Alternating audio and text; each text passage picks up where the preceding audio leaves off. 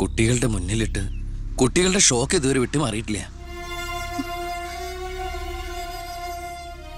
പ്രസാദിന്റെ അച്ഛനും അമ്മയും പെങ്ങളും ഒക്കെ അവരുടെ കണ്ണീര് നമുക്ക് കണ്ടില്ലെന്ന് അടിക്കാൻ പറ്റുമോ? വേണ്ട കുഞ്ഞെ, അവരൊക്കെ വലിയ വലിയ ആളുകളാ. എനിക്ക് ഇവളല്ലാതെ വേറെ ആരുമില്ല. കൊള്ളാവുന്ന ഒരുത്തരെ ഇവളെ കൈപിടിച്ചു കൊടുത്ത് മനസമാധാനത്തോടെ മരിക്കണം എന്നാ എന്റെ ആഗ്രഹം. ശരി, പ്രസാദിന്റെ കൊലപാതകത്തിൽ നിന്ന് നമുക്കങ്ങനെ ഒഴിഞ്ഞു മാറാൻ പറ്റൂ? ഒരു തരത്തിലും നമുക്കില്ലേ പങ്ക്? താൻ ഒരാൾ വിചാരിച്ചാല് കൊലപാതകയെ കോടതിയുടെ മുമ്പിൽ കൊണ്ടുവരാൻ പറ്റും, വ്യക്തമായ സാക്ഷിമൊഴികളോടെ. എന്നെ വിശ്വാസമില്ല ശരിക്ക്. ഞാൻ വരാം, ഏത് കോടതിയിൽ വേണമെങ്കിലും. മോളെ, ഒരു കുഴപ്പമുണ്ടാവില്ലമ്മേ.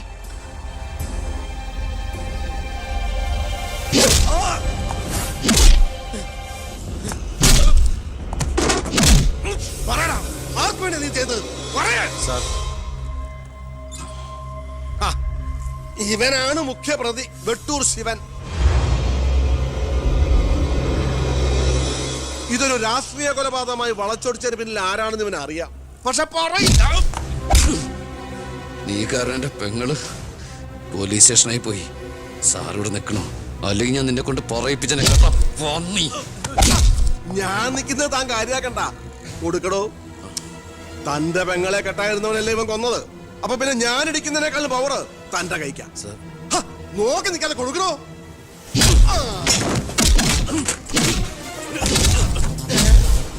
തിരിച്ചടിക്കാൻ തന്റെ അച്ചു വീടോ? ഇടിച്ചു തന്നെയോ? ഇടിക്കടോ.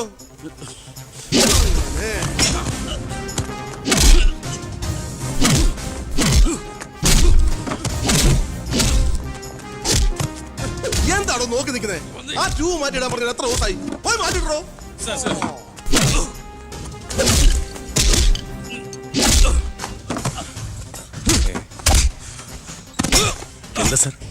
ഒന്നുമില്ലടോ.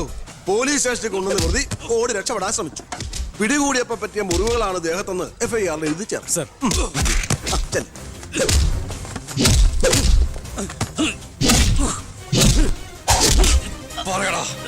ആര് പറഞ്ഞിട്ടാണ് നീ ചെയ്തത്? പറയാൻ ആരാണ് നിന്റെയൊക്കെ പിന്നിൽ? മതി മതി, ഒരു ചാൻസ് കിട്ടിയെന്ന് വെച്ച് ഓവറാക്കരുത്. അവൻ ചത്തുപോവും. പിന്നെ ലോകം മർദ്ദനം, CAക്ക് സസ്പെൻഷൻ. വെറുതെ എന്തിനാ എന്റെ കഞ്ഞിയില്? തൽക്കാലം ഇവനൊന്ന് റെസ്റ്റ് എടുക്കട്ടെ. എനിക്ക് അവന്റെ മേലെ കുറച്ച് പണിയുണ്ട്. എന്നിട്ട് ഞാൻ അവനെ കൂടെ സത്യം പറയിപ്പിച്ചോളാം. താൻ ചെല്ലേ.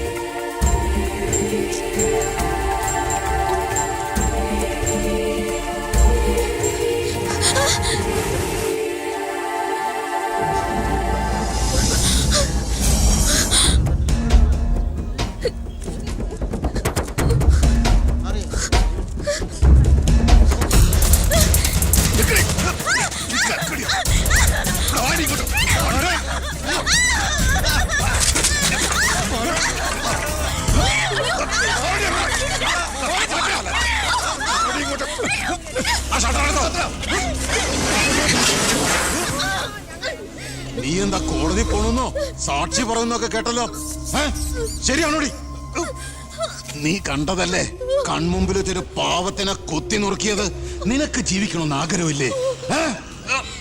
നിന്നെ പോലെ ഉള്ളവരാടി ഞങ്ങളെയൊക്കെ വീണ്ടും വീണ്ടും വഴിതെറ്റിക്കുന്ന. പേടിച്ചു പോയോ? ഞാൻ അങ്ങനെയാ, പെട്ടെന്ന് വയലന്റ് ആയി പോകും. മോള് കോടതി പോണം. ഒന്നും കണ്ടിട്ടില്ല, ആരാണെന്ന് അറിയില്ല. അങ്ങനെ സാക്ഷി പറഞ്ഞാ മതി.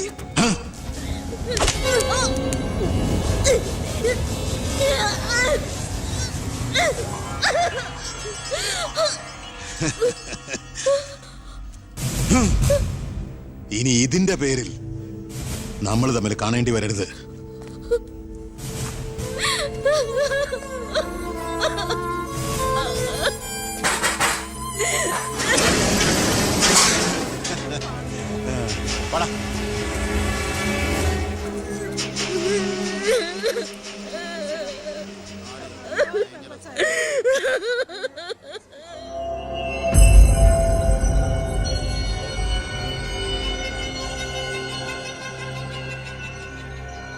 രണ്ടുപേരോട് 1000 വട്ടം ഞാൻ പറഞ്ഞതല്ലേ, കല്യാണ പ്രായ പെണ്ണ.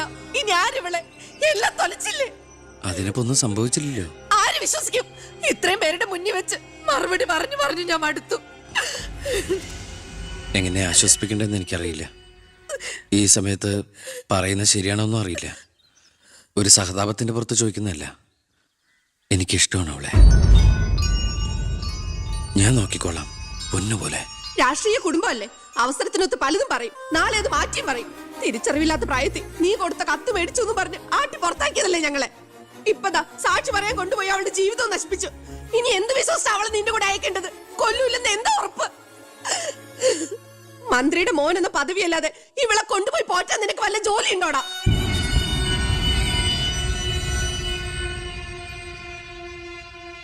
ഇനി മേലാൽ ഇമാതിരി വർത്താനം പറഞ്ഞ് ഈ വീടിന്റെ പരിസരത്തെങ്ങാനും വന്ന ദേവകിയുടെ ശരിക്കുള്ള സ്വഭാവം നീ അറിയും.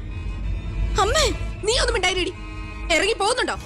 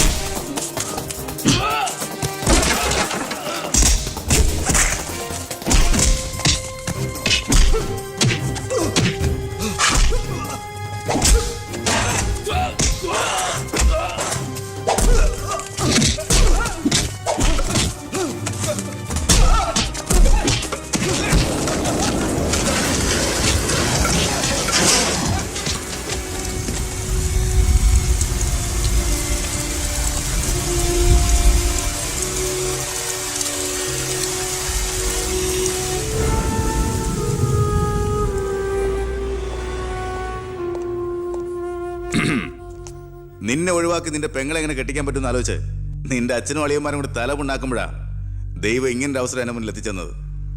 ആദ്യം നിന്നെ സപ്പോർട്ട് ചെയ്യുന്ന CI വിജയനെയും ഗ്രൂപ്പിനെയും ഒരു അന്വേഷണത്തിന്റെ ചുമതല കൊടുത്ത് ഞാൻ സേലത്തേക്ക് അയച്ചു. ഇനി ഇവിടെ വെച്ച് നിനക്ക് രണ്ട് തന്നാലും കൊന്നാലും ചോദിക്കാൻ ആരുമില്ല. പക്ഷെ എന്ത് ചെയ്യാൻ പറ്റും? നീ എന്റെ അളിയനാകാൻ പോലെ. ഒരേ ഒരു അളിയൻ. ഒരു പ്രതിയെ പിടിച്ചാൽ 24 മണിക്കൂറിനകം കോടതിയിൽ ഹാജരാക്കണമെന്ന നിയമം. പക്ഷെ നിന്റെ കാര്യത്തിൽ ഞാൻ പറയുന്ന റൂൾസ്. എന്തായാലും എന്റെ കല്യാണം കഴിയുന്നവരെ അളിയനെ ഈ മുക്കയും ക്യാമ്പിൽ തന്നെ കിടന്നു എന്റെ ഈ കല്യാണക്കുറിയും വായിച്ചോണ്ട്. എന്നാ പിന്നെ കല്യാണത്തിന് ശേഷം തറവാട്ടി നമുക്ക് കാണാം.